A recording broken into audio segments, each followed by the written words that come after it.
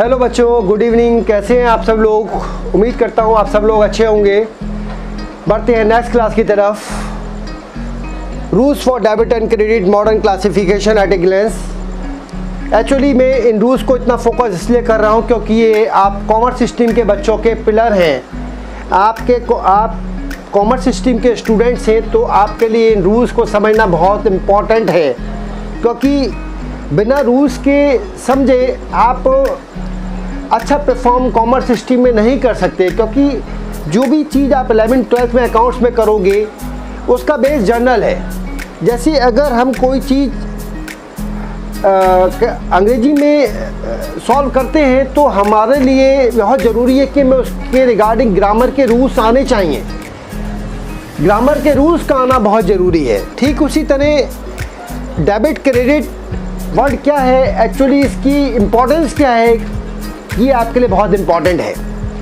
तो rules of debit and credit: debit the increases and credit the decreases, assets is equal to liabilities plus capital plus profit minus losses. Actually 11th class में जब आप 4th chapter या 5th chapter पढ़ेंगे तो उसमें एक chapter है accounting equation. Accounting equation का मतलब समझते हैं आप? इक्वेशन का मतलब होता है बैलेंस पोजीशन। तो अकाउंटिंग इक्वेशन बताती है हमें कि एसेट्स बराबर होती है लायबिलिटीज प्लस कैपिटल के। Assets is equal to liabilities plus capital. Assets क्या होती है? जो बिजनेस एंटरप्राइज के पास अपनी होती है, और लायबिलिटीज क्या होती है? जो हमें आउटसाइडर को पे करनी होती है, यानी obligation to pay. And capital, assets is equal to liabilities plus capital. तो अगर मैं अपने एंटरप्राइज की, अपने ऑर्गेनाइजेशन की टोटल एसेट्स की वर्थ को जानना चाहता हूं तो एसेट्स की worth is equal to liabilities plus capital plus profits minus losses. अब मैंने टाइप्स ऑफ अकाउंट्स को, क्योंकि मैं मॉडर्न क्लासिफिकेशन को पढ़ रहा हूं, मैंने टाइप्स ऑफ अकाउंट्स को 5 पार्ट में बांटा: ए, एल, सी, आर, ई। तो एसेट्स अकाउंट्स में जब हमारी कोई एसेट्स इंक्रीज होती है, तो वो क्या होती है बच्चों? डेबिट होती है। और जब डिक्रीज होती है तो क्या होती है बच्चों? क्रेडिट होती है। तो एसेट्स का और एक्सपेंसेस का सेम रूल है। अगर एसेट्स इंक्रीज होगी डेबिट होगी, अगर एसेट डिक्रीज होगी तो क्रेडिट होगी। इन द सेम मैनर अगर मेरी एक्सपेंस इंक्रीज होंगे तो डेबिट होंगे, और अगर डिक्रीज होंगे तो क्रेडिट होंगे।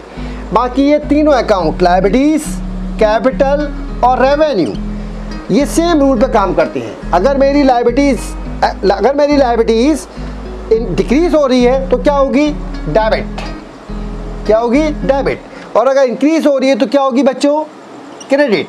In the same manner capital account अगर डिक्रीज होगा तो क्या होगा बच्चों? डेबिट। और इंक्रीज होगा तो क्या होगा बच्चों?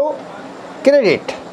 यानी लायबिलिटीज, कैपिटल और रेवेन्यू, ये तीनों सेम डायरेक्शन में काम करते हैं। यानी अगर ये डिक्रीज हो रहे हैं तो डेबिट, और अगर इंक्रीज हो रहे हैं क्रेडिट।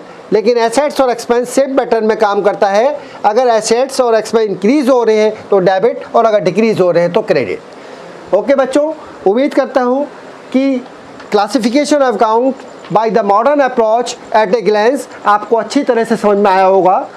फिर भी अगर आपको इसको समझने में कोई प्रॉब्लम है तो मुझे कमेंट सेक्शन में कमेंट कर सकते हैं। मैं कोशिश करूंगा इसका ज़्यादा अच्छा क्लासिफिकेशन और ज़्यादा ईजीएस्ट अप्रोच में आपको बता पाऊँ। अगर मेरे चैनल पे दी गई जानकारी आपको अच्छी लगी हो तो मेरे चैनल को लाइक, शेयर एंड सब्सक्राइब करना ना भूलें। Thank you so much for watching.